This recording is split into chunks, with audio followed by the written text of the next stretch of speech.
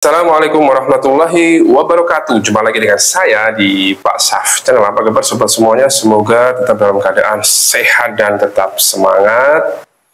Minggu pagi saatnya ngopi-ngopi sambil menonton video-video dari Pak Syaf Channel yang asoy.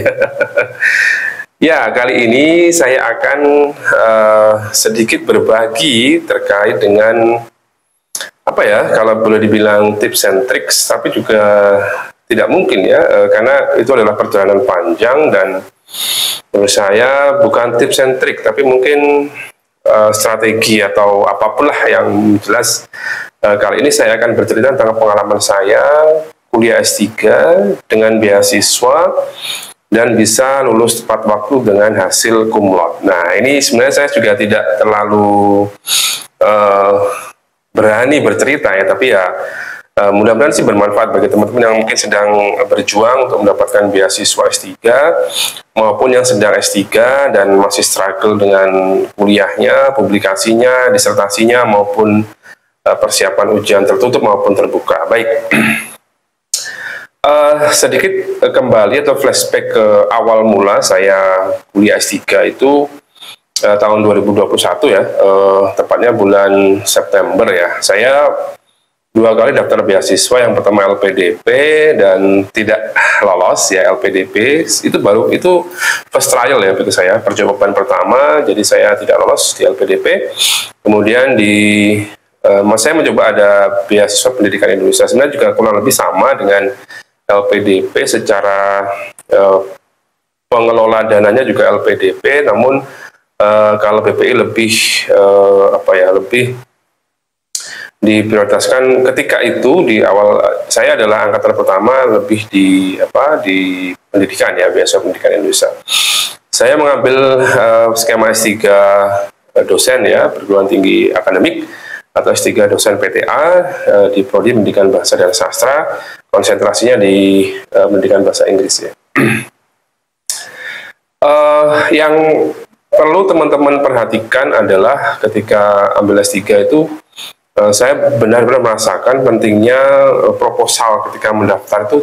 Jangan hanya proposal asal-asalan ya. Jadi tolong benar-benar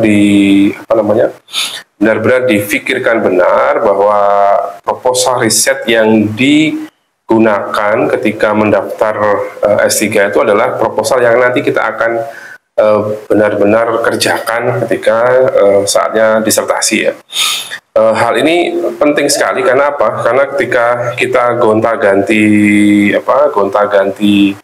topik itu akan semakin menambah lama pendidikan dan juga dampaknya kemana-mana gitu ya. Jadi kita kalau sering gonta-ganti topik itu ya, yang pertama ya pembimbing pasti tidak berkenan dan pasti akan merembet ke mana-mana. Nanti kalau kita tiap saat, ini pengalaman saya sempat gonta-ganti topik penelitian karena ya baca ini kok, ini kok kayak menarik dan sebagainya. Akhirnya saya sempat 3 kali ganti topik dan akhirnya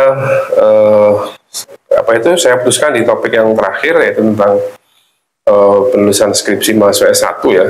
Itu menurut saya, karena saya pilih karena itu saya merasa itu fundamental dan menjadi masalah nasional ya, bahkan bisa jadi tidak hanya nasional tapi internasional. Bagaimana mahasiswa S1 atau undergraduate itu selalu struggle dengan penulisan tugas akhirnya ya. Jadi saya mencoba mengambil topik itu karena merasa itu adalah masalah yang urgent, meskipun sebenarnya awalnya saya lebih benar di dunia artificial intelligence ya, tapi karena saya melihat itu lebih urgent, lebih lebih penting menurut saya untuk nanti, saya akhirnya milih itu.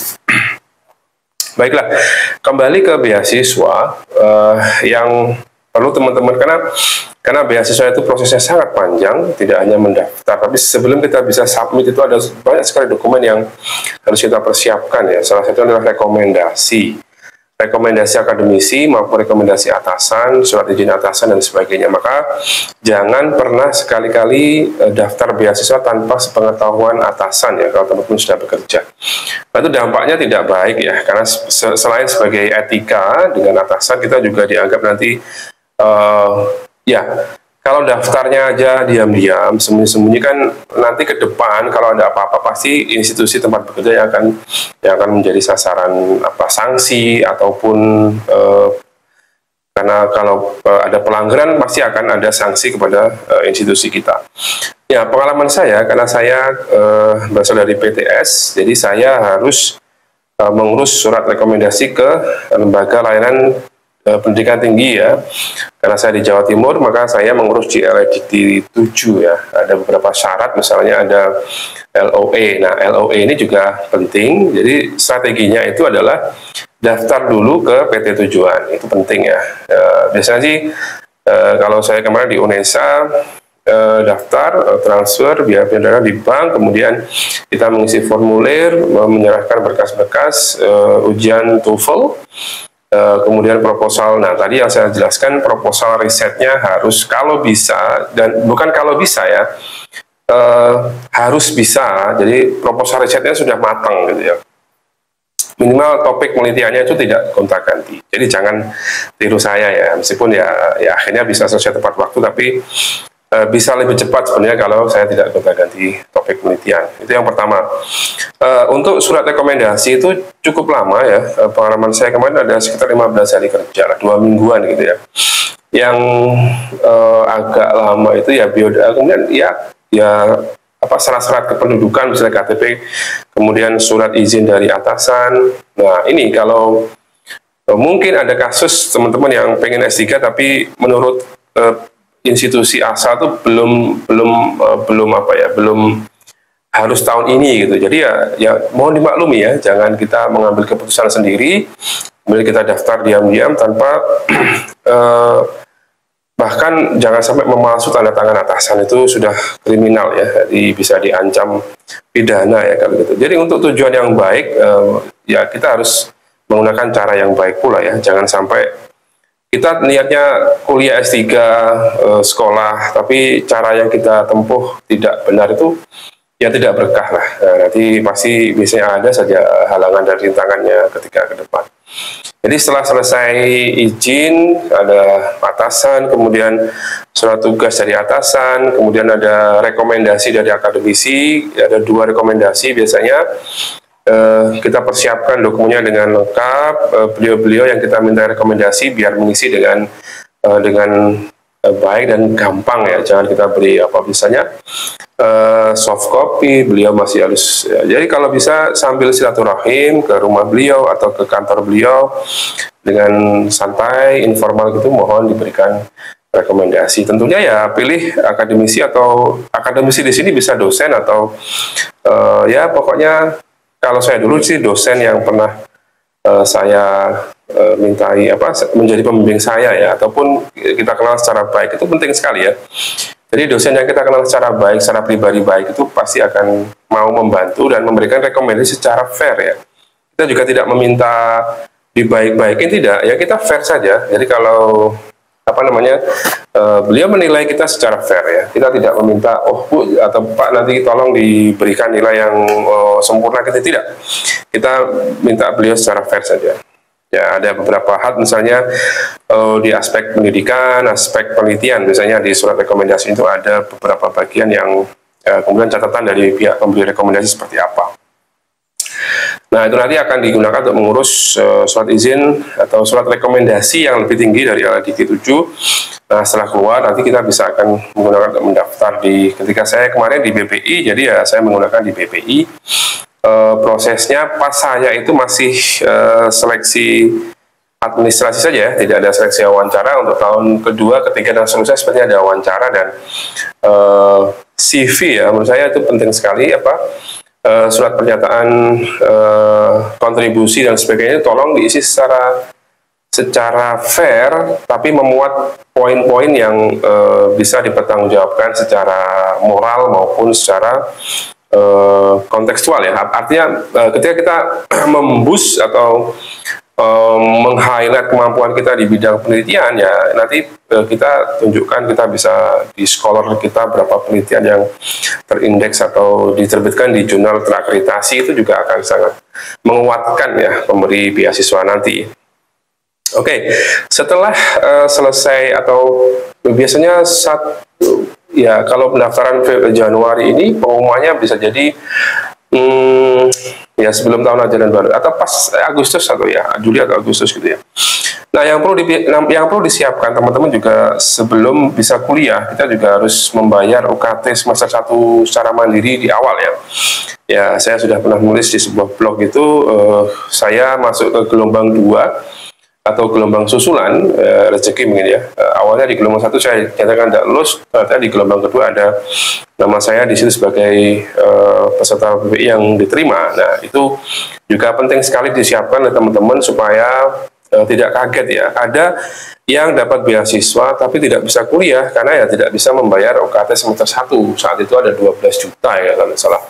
Jadi itu ya cukup lumayan ya. Jadi kalau teman-teman daftar itu juga harus siap, UKT semester 1 sudah di tangan.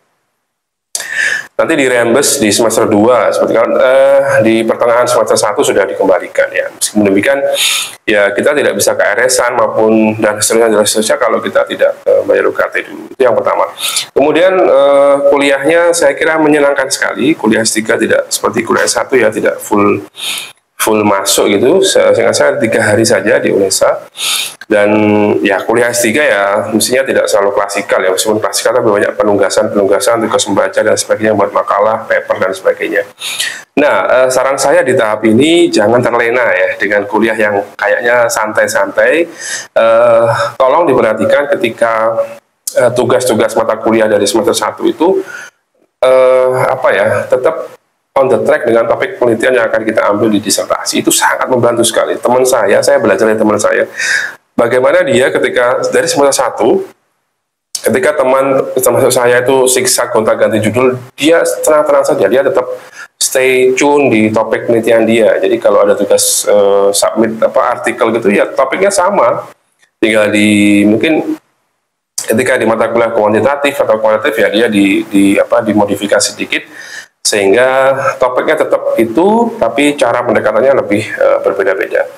Kemudian mulai dari publikasi, mulai dicicil-cicil latihan-latihan ke di Sinta 2, Sinta 1 sebelum nanti kita masuk ke semester berikutnya di Scopus dan sebagainya, itu akan sangat membantu sekali.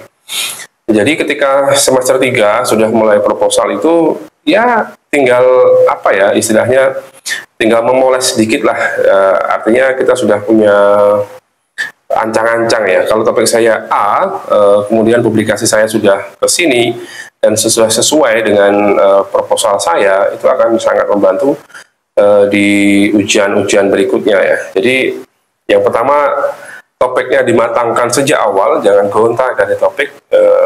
Ya itu wajar ya, karena pasti ketika kita baca artikel ini, oh ini kayaknya menarik, oh kita semangat bikin itu.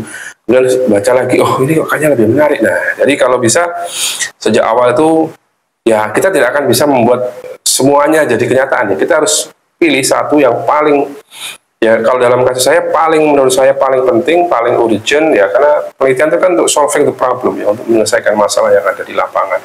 Harapannya sih hasil penelitian kita itu kontribusinya bisa meningkatkan atau mengurangi masalah yang ada di dunia nyata. Dalam konteks ini adalah di dunia pendidikan tinggi ya, kalau di konteks disertasi saya. Ya, setelah itu sempat terseok-seok di proposal, akhirnya saya tetapkan 1, teman-teman juga harus seperti itu, stay on the track, jangan lirik-lirik temennya ya, pokoknya Anda yang paling tahu kemampuan Anda sendiri. Jadi Anda harus tahu kira-kira kalau saya topik ini bagaimana probability-nya untuk bisa diterima di jurnal Scopus ya untuk publikasinya. Jadi itu juga harus difikirkan ya, tidak kita sibuk publikasi setelah disertasi selesai itu ya pasti akan sangat terlambat sekali ya. Kita selesai disertasi paling nggak semester 4 atau semester 5. Nah, data kita sudah hampir habis ya. Jadi bukan kalau bisa ya, usahakan selesai di awal-awal lah. Artinya Karena publikasi pasti akan mengalami proses rejection yang berkali-kali. Kalau kita sudah di reject sejak awal, kita memperbaikinya bisa step by step. Jadi ketika manuskrip final kita sudah bagus, itu sudah siap untuk publikasi, dan itu masih semester awal-awal, bisa 3, bisa 4. Jadi kita bisa lulus lebih cepat. Ya, itu saran dari saya ya. Karena apa? Karena pengalaman buruk pun bisa menjadi hal baik kalau kita bisa mengambil hikmahnya. Jadi tadi yang pertama, persiapkan untuk beasiswa itu, cari tahu informasi, kan sekarang informasi sangat gampang diperoleh, dan biasanya bulan Januari sudah dibuka daftarannya untuk LPDP maupun BPI. Kemudian persiapkan syarat-syaratnya sejak awal, rekomendasi bisa mulai diurus, kemudian TOEFL-nya juga bisa mulai diambil, surat pernyataan diri, kemudian beberapa dokumen-dokumen yang perlu disiapkan sejak awal bisa disiapkan lebih awal ya. Jadi ketika dibuka, karena banyak sekali ya item-itemnya, ada deskripsi diri dan sebagainya, itu perlu kita siapkan sejak awal ya. Bisa minta bantuan teman-teman yang sudah lolos. Saya beberapa waktu sudah juga memberikan konten tentang persiapan lolos beasiswa, dan beberapa link untuk CV maupun kontribusi itu sudah saya sisipkan di link bio-nya ya. Jadi bisa saling berbagi lah. Ya, meskipun peluangnya juga sama ya, peluangnya 2 ya, lolos maupun tidak lolos. Nah, seperti itu. Jadi itu ketika disertasi ya harus punya tekad lulus tepat waktu gitu ya, bisa cum laude, bisa ya maksimal semester 6 atau semester 7 ya, bisa nggak sampai semester 8 ya. Karena biasanya kalau sudah semester 8 itu ya tidak bisa cum laude ya. Ya meskipun nilai apalah arti nilai, tapi kalau perjuangan kita bisa menikmati, bisa mengapresiasi ya, bisa menjadi sangat penting ya. Karena apa ya, itu adalah prestasi kita ya. Kita harus bangga dengan pencapaian kita sendiri. Kalau bukan kita, siapa lagi ya? Ya orang lain pasti tidak tahu benar proses bagaimana suka duka lika-likunya mahasiswa S3 itu. Ya mahasiswa itu sendiri yang tahu ya, dan juga pastinya Tuhan lah. Jadi itu yang pertama untuk beasiswa ya, sudah saya jelaskan di awal. Kemudian untuk studinya sih menyenangkan. Yang menegangkan itu ya publikasi ya. Jadi kalau menurut saya paling menantang ya publikasinya. Bagaimana kita bisa publish dalam rentang yang sebenarnya sih rentangnya panjang ya, tapi pengalaman saya kemarin ya jurus mabuk diterapkan di awal-awal, makanya ya memang harus seperti itu menurut saya. Prosesnya harus dilewati seperti itu. Masing-masing pasti punya masing-masing punya cerita, dan cerita itu nanti bisa dibagikan, saling berbagi ya. Seperti apa kisah-kisahnya bisa S3 kemudian lolos beasiswa, bisa kuliah dengan lancar, lulus tepat waktu, publikasi juga bagus. Nah, itu kan menurut saya harapan bagi seluruh mahasiswa S3. Ya Pak, kalau ditanya pasti senang lah kalau bisa lulus S3 tepat waktu dengan nilai yang bagus dan masih dapat beasiswa. Itu ya harapannya pasti meringankan lah ya, karena ya pasti biayanya juga tidak murah ya S3 itu, dan juga tugasnya juga tidak mudah. Jadi biaya tidak murah, tugas tidak mudah. Asal kita tidak menyerah ya, kita bisa melewati itu semua dengan baik ya, dan juga hebat ya, bisa dengan nilai yang baik sekali. Saya kira itu yang bisa saya sampaikan, bagaimana cerita bisa kuliah S3 berbeasiswa penuh selama 4 tahun sebenarnya, data saya 4 tahun, lulus tepat waktu, nilai cum laude, kemudian publikasi Scopus juga lumayan, Q2, yang lainnya jurnal nasional, jurnal ini lumayan lah ya. Artinya kalau saya bisa, Anda pasti bisa seperti Pak Saf semua. Saya yakin lebih hebat dari saya aja yang terseok-seok di awal dan juga di akhir ya, tidak hanya di awal tapi sampai akhir. Saya merasa terseok-seok dan struggle sekali ya. Alhamdulillah bisa melewati itu semua dengan baik. Pastinya doa orang-orang yang saya sayangi, doa-doa teman-teman semua pasti membantu secara langsung maupun tidak langsung. Saya kira itu. Kalau mau ngobrol-ngobrol atau ya diskusi ringan dengan saya, sila chat di nomor yang ada di bio, bisa ngobrol-ngobrol santai terkait dengan tips and tricks, atau bukan tips and trick ya. Tips and trick itu pastinya singkat ya, beberapa lah. Ini kan panjang sekali, 3,5 tahun saya kuliah S3. Pastinya banyak sekali cerita yang bisa dibagikan. Ya yang sukanya saja, yang dukanya biar saya simpan sebagai oleh-oleh ketika kuliah S3.